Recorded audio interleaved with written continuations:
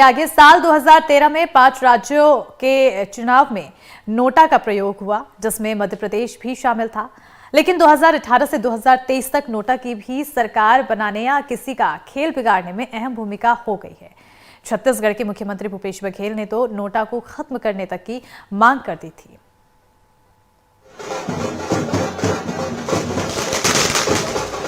– 2018 में मध्य प्रदेश में कांग्रेस बहुमत से 2 सीटें दूर थी, बीजेपी 7, क्योंकि 13 सीटों पर नोटा ने हार जीत का खेल तय किया। 2023 में 15 से ज्यादा सीटों पर नाराज मतदाताओं ने किसी उम्मीदवार को वोट नहीं दिया। मध्य प्रदेश में 77.15% मतदान हुआ, लेकिन 0.98% मतदाताओं ने नोटा का विकल्प चुना। 2013 में यह आंकड़ा 1.90%, 2018 में 1.42% था। शाजापुर सीट से बीजेपी के अरुण भीमावत ने कांग्रेस के पूर्व मंत्री हुकुमचंद कराड़ा को 28 वोटों से हरा दिया। यहां नोटा में 1534 मत गए। कृषि मंत्री कमल पटेल हरदा में 870 वोटों से हार गए। वहां नोटा के पास 2375 वोट आए।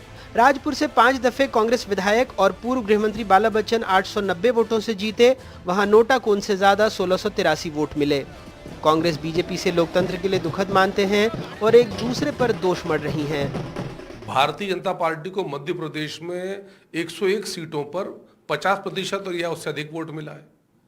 बाकी शेष सीटों पर भारतीय जनता पार्टी को 40 से 50% के बीच मत मिले, तो कुल मतों के 50% से अधिक मत यदि भारतीय जनता पार्टी को मिल रहे हो और कांग्रेस को 15-20 सीटों पर नोटा से कम मत मिल रहे हो, तो दोष किसका? कांग्रेस का कि भाजपा का? दोष कांग्रेस की तुष्टीकरण की नीतियों का, भ्रष्टाचारी नीतियों का, परिवारवादी नीतियों का, और जिम्मेदार भाजपा।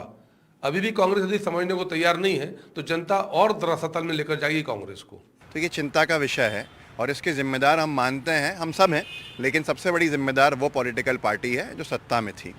और नोटा का इस तरह से बढ़ के ऊपर आना हर राजनेता को, राजनीतिक दल को चिंता में डालता है और उसको चिंतन मंथन करना भी चाहिए। लेकिन हमारा वोट शेयर पूरा वही है जो पिछली बार था, तो हमारा वोट शेयर तो नहीं हिला। बीजेपी का बड़ा ज़रूर है, पर कहाँ से ये नोटा की तरफ गया, ये एक सवाल सबके लिए है और सब इसके ऊपर चिंतन मंथन कर रहे हैं।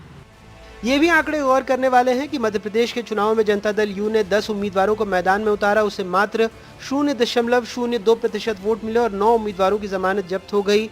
आपने भी 70 उम्मीदवार उतारे, उसे भी 0.53% वोट मिले, नोटा से लगभग आधे।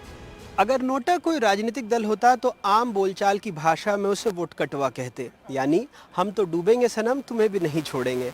बहरहाल ये बात तंज में कही गई, लेकिन कम से कम मतदाता के पास एक विकल्प तो है राजनीतिक दलों को ये बताने का कि उसने जिन उम्मीदवारों को उम्मीदवारी दी है वो उसे पसंद नहीं है। भोपाल से अपने सहयोगी अमृतांशी जोशी और कैमरा पर्सन रिजवान खान के साथ अनुराग द्वारी, एनडीटीवी इंडिया।